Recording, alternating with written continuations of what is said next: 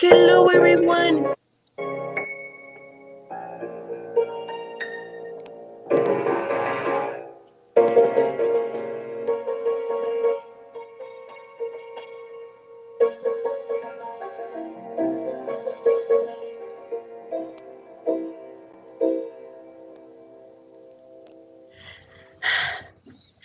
Hello, everyone. We are honored to have you here on the most awaited interview of the whole summer program with Princess Angelique. I have here as my co-host Mr. Jagret. He's the cross-cultural ambassador for UNESCO Center for Peace. He is the founder and CEO of USFUCA, and we are honored. We are honored to have you here as part of our UNESCO Center for Peace family. I am Mayreli Luna Garcia, 17-year-old youth ambassador for UNESCO Center for Peace in Mexico. We're very excited for us to start with the interview. Jagret, the floor is yours.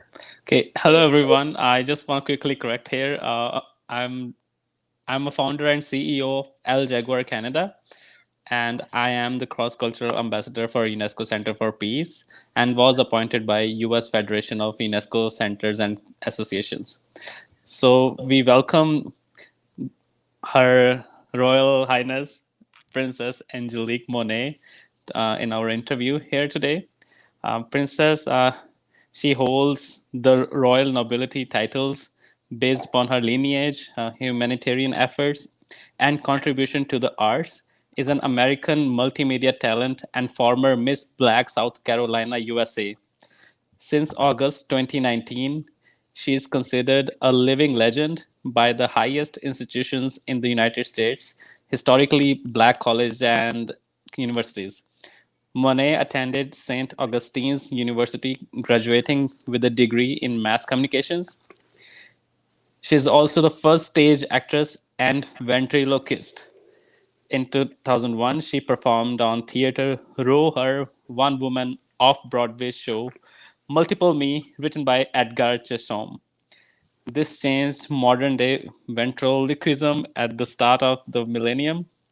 She is one of the most famous Angeliques ever and top five surname Monet along with Claude Monet. Her image is now seen as a work of art by major corporations from the United States, Europe, Asia to the Middle East. The specific image is Angelique Monet, beauty talent, beauty, beautiful beauty talent Angelique Monet in black dress. So we welcome Angelique to you here, and we are so excited to hear from you about especially the M1 Smartphone Film Festival that you just hosted today. And we're gonna go with an interview with you now. So my first question would to you is we'll start a little going back here. So what was it like changing modern day history in ventriloquism? How did you go about your life from that to being an actress and using your multiple talents, being a musician, now a founder of World Peace Initiative, and everything is so much on your plate. So tell us a little bit about your history. All right. Well, those are some really awesome questions, and I hope I can remember all of them in the order that they come. However, I will say greetings to the audience again, peace and love.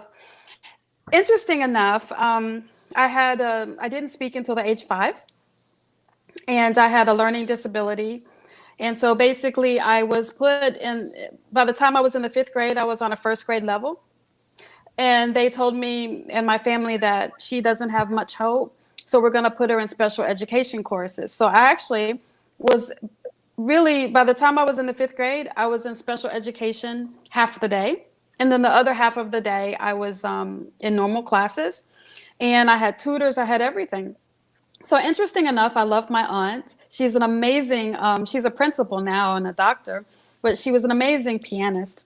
And she was so smart. And so one day I just started banging on the piano. I wanted to just be just like her. And I did it for hours. And I started yelling, okay, because I didn't talk until the age 5. But once I started talking, I had the learning disability. So my grandfather encouraged my grandmother, because I was raised by my mother and my grandparents, she encouraged, they got me piano lessons. And can you imagine that within 1 year of studying classical piano, I was actually ready for high school when I took the standardized test that was going to place me in special education courses the rest of my life. So what I try to tell everyone is the arts is really important in the education system. And it's not necessarily being in the arts to become a celebrity or in the industry, but it does allow an outlet for you to open up your mind. So had it not been for the arts, I wouldn't be here today. So the piano is like my therapy and music. And then I was bullied. So I didn't discuss being bullied until later in life, but I was bullied actually by adults because they would pull me to the side and call me stupid. And they would say, because of the family you come from, I don't know why you're so stupid. And they would call me ugly. And then the children would bully me because they saw my teachers doing it, actually, believe it or not. And I didn't tell anyone because how are you going to tell, oh, my teacher did this? Because when you're bullied, you're trained to think you're stupid and imagine a child who didn't talk. So this is why I became a ventriloquist. I asked my mother what scared her the most. And I was getting prepared for beauty pageants and everything. And she said, ventriloquist. And I went to the library, I looked it up. And I said, I don't want to scare my mother, so I'll get like a puppet or something that looks like Sesame Street. So I did that. I taught myself ventriloquism. And then I went back to school and I created a bully puppet. Her name was Gracie the Pig, and she was a bully. Believe it or not, all the children that bullied me said, you better stop it, Angel. That's my nickname. Stop it, Angel. How dare you? And guess what happened? The bullies became my friend. Because I was a ventriloquist creating an inanimate object, the bullies became my friends, and they're still my friends today. And they never really looked at it that they were bullying me. So psychologically, they stopped being bullies, and I never told them that you were a bully, and I'm terrified by you to this date. And so that's how I got my humble beginning. Interesting enough, in college, I studied journalism, and I actually was already on the air by the time I was 18 years old, creating children content for ABC and CBS through an internship actually with the Urban League. And I worked my way up. And honestly, as a ventriloquist, I saw a studio and I said, hey, give me a shot. I was writing the news, so that helped pay for college.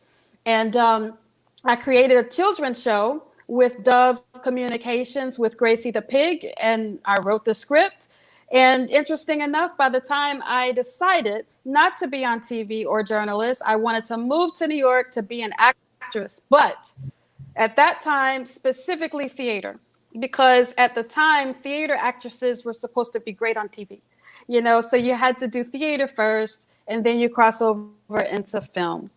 And so what happened is I just didn't fit any type for any of the plays. Nothing I was doing in New York did I fit the description.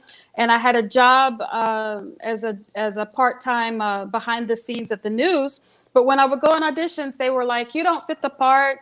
You look like this, or you're like this, or you're too young, or you're too mature looking. So one day when Mr. Chisholm said this to me,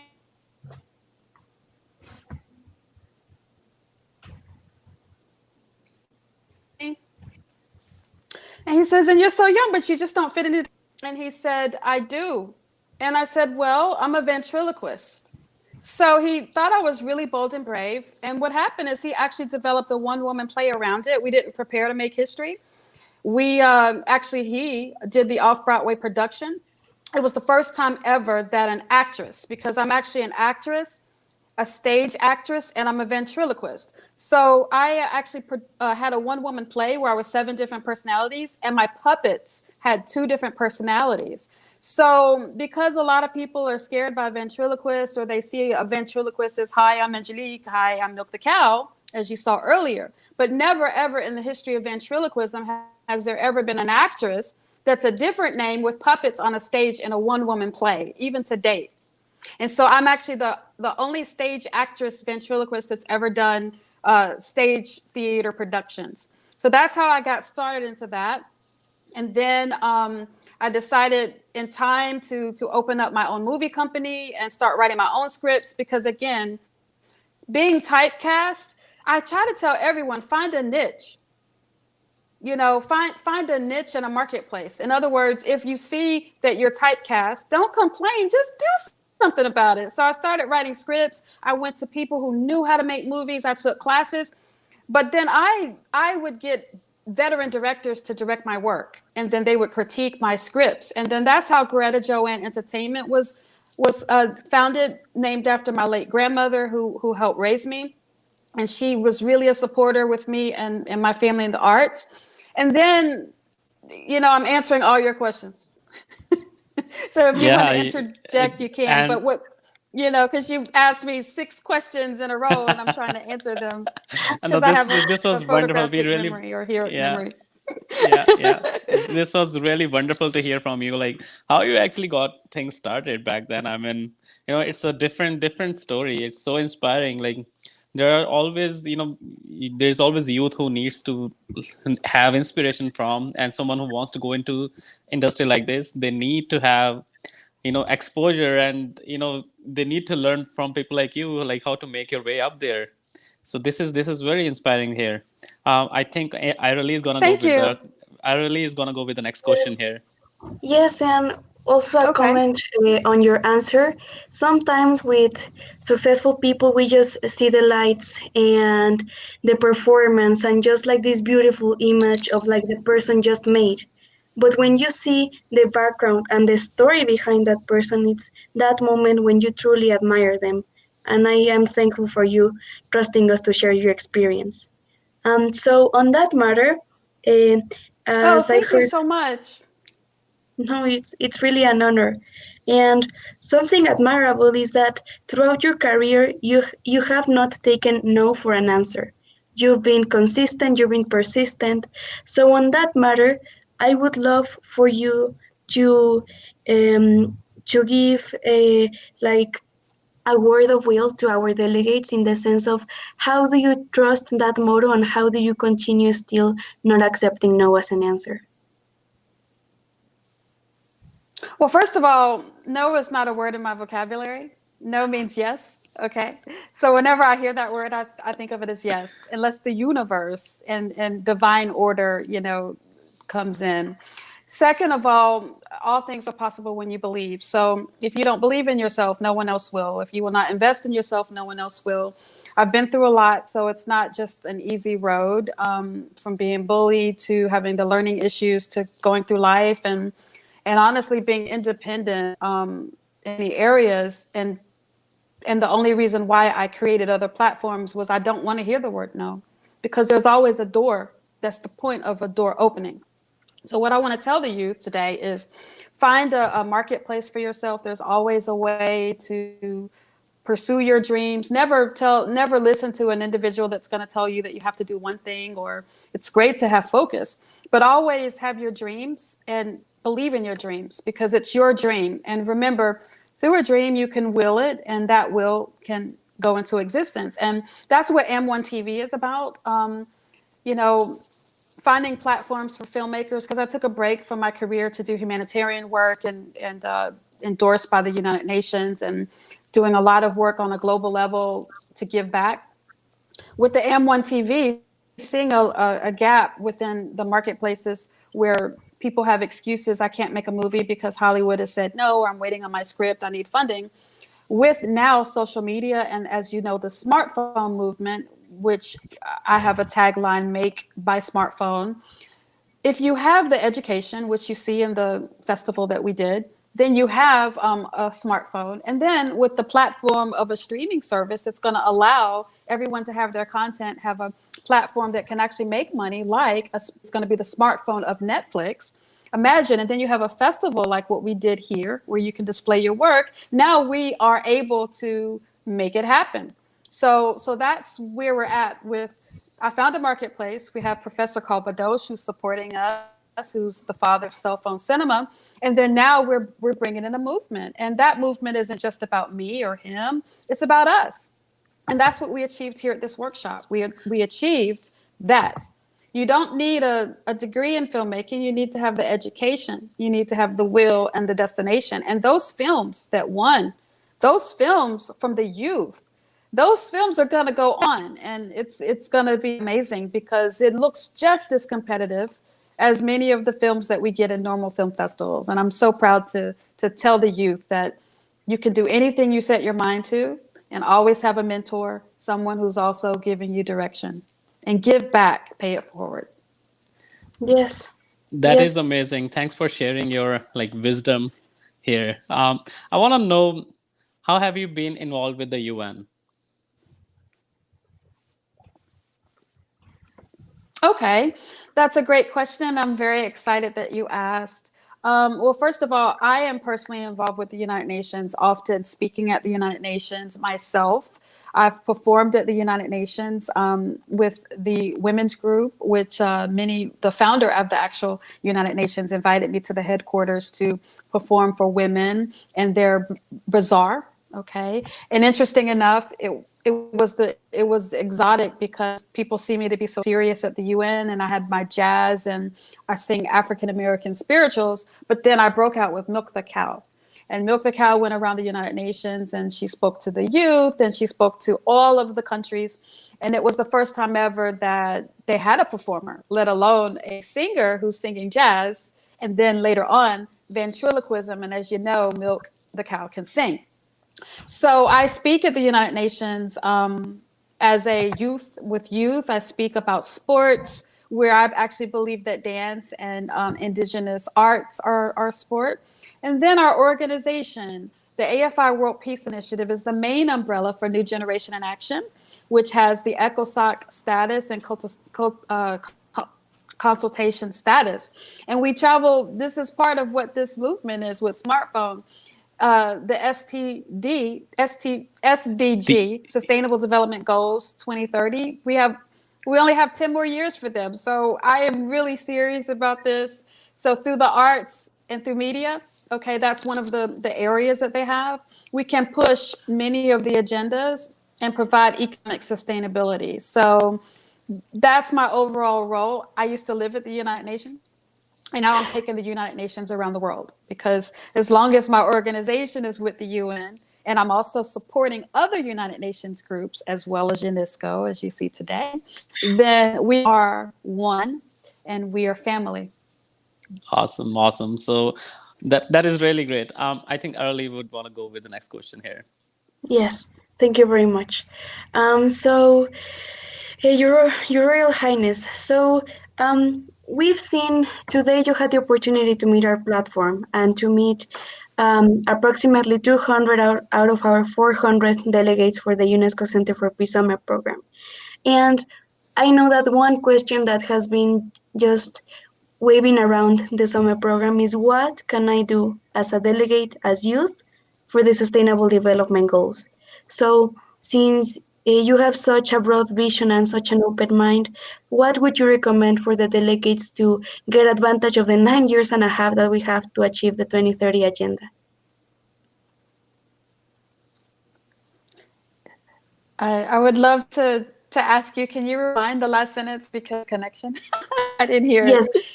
yes. Can you repeat your So my question question again? is, what recommendation would you give to our delegates for them as youth to contribute to the 2030 agenda? Okay, perfect. Well, there's so many ways to contribute to the agenda. First of all, by participating in the event and learning. Okay, education, which is what His Excellency has done an amazing job in. Okay, so education is the first way to do such, and then to take the education. Like, look at you. You're amazing. I mean, you're coming back every year, and you're giving back. You're interviewing me, and then this interview is giving back. Okay, and all the people that are going to see this is part of the STG goals. So education, resources, giving back. Also for the youth to find a way, whether it's science, whether it's education, find a platform. My platform was self-esteem, okay, and youth. So find a platform and be an advocate for that platform. The idea with the smartphone cinema is now you can become a citizen journalist, and you can actually go to the YouTubes or eventually the AM1 TVs, and you can upload your content and become an advocate and then spread the mission. So nowadays with social media and the fact that this event is online, and all the people can watch it, even adults are learning, the mission is going to go faster. And that's what we need, because we are fragile, as you know, the SD goals with the United Nations. We have a lot of work to do. And you are going to help us. Because I didn't know you were 17. I'm so proud of you. For Thank sure you we very will. much. So can you, For sure. are you able to hear me? Yes.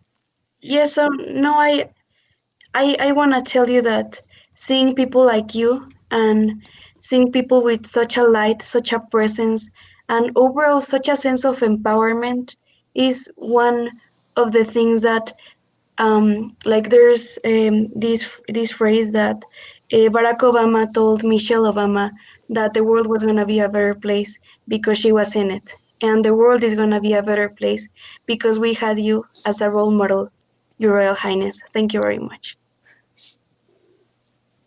Okay. Oh, thank you so much. I'm Yes. very proud to be here. And most important, I'm proud of all of you too. Thank you. Yeah. So I'm gonna ask you a question. What are the future platforms that you would be creating for the youth to come on?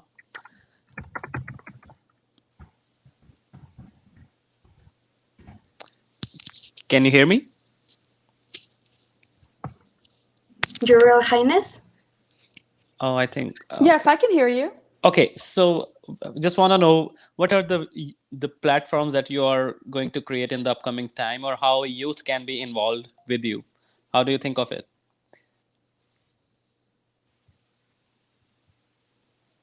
Yeah, I am having a connection issue. Can you all Okay. can you repeat yourself? Yeah, I'm so yeah, sorry. yeah. So my question is, how do you so what are the platforms that you're going to create in the upcoming time, and how do you think youth can join you in your efforts? Oh, okay. Well, right now the main platform is film and media, as well as the arts. Okay, so the arts are very important, such as artisans, of indigenous people and individuals around the world. I'm even working with Make in India. So making sure that artisans have not just a platform, but they also have a resource, and then we have a marketplace for their work. That's really important. And then obviously I love movies and content with journalism. And one of my issues in life is I don't believe in the word no. So I want to be able to tell people you can do it. And that's what the ability now of a smart device is with the smartphones. So now this objective is to change the industry images of how the smartphone films and the smartphone industry is, so that now this is becoming a grassroots movement and we become the next phase of entertainment. And this is also going to be important for world peace and getting our informations out there fast before the marketplace.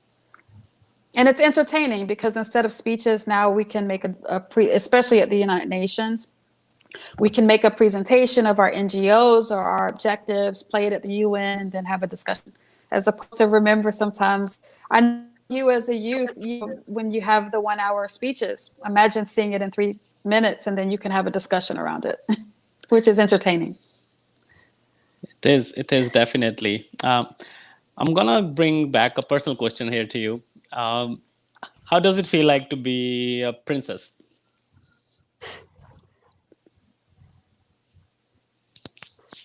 Okay, what's happening right now is our connection is having fun within itself. So can you repeat your questions twice? And because I get it by the second question. For sure, for sure. Everyone is enjoying the interview and Yeah, it's going well. yeah, it is.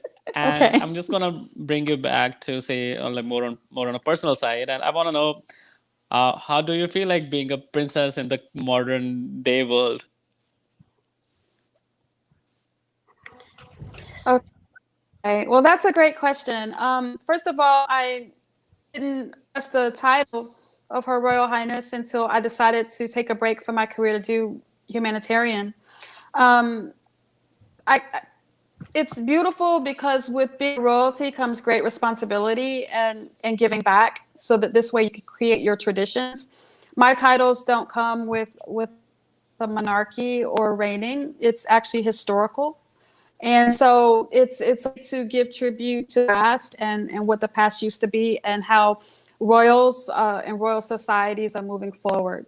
And most important, preservation of history.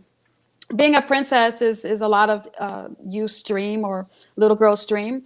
And I didn't marry a prince to become a princess. So I try to tell every little girl, within your own right, you're a princess, you're a royal, but it's just about a title. It's how you're going to in the world and represent. So that crown you're wearing, that crown can leave legacies. And so that's what my encouragement is. And being a royal, it's beautiful to share the story, and as well as being in noble societies and European and African and the different Asian groups as well. That is so cool, and this is so similar to what we have in our faith. So each girl has its like in Sikh faith, the girl has her last name as Kaur, Kaur. So the word Kaur means a princess. So in this community, every girl is considered to be a princess with her name itself, and her name is always followed by the word Kaur, Kaur. So I just thought I should inform it, maybe using this platform, like how the naming has been done. So every girl should feel like a princess when she's going in this world and promoting herself through her work.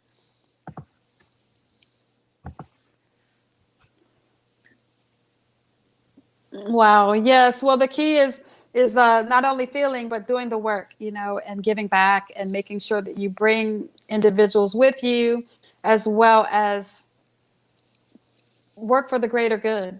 That's really what this agenda is about: working for the greater good and making sure that we can have a better place than what we had before, what our ancestors had before, and what those ancestors had before.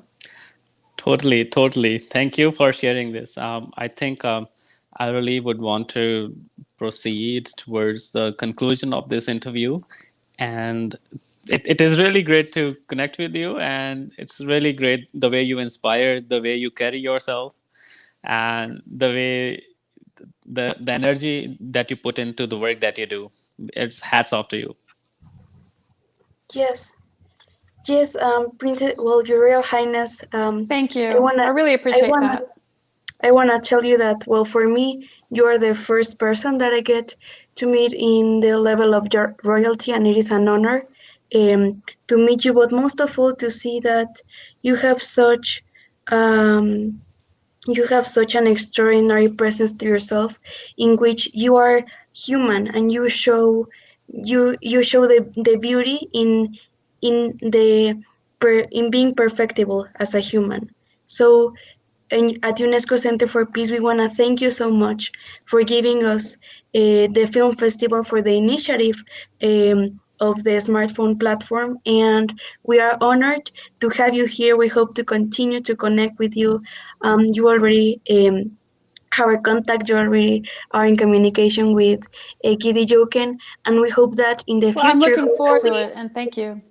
yes, and maybe in 1 year, hopefully, coronavirus will not stop us from seeing each other, and maybe we'll see each other in Maryland. So, you have the best wishes from the organization. As youth ambassador, it's an honor to meet such a role model, and we thank you very much for this space.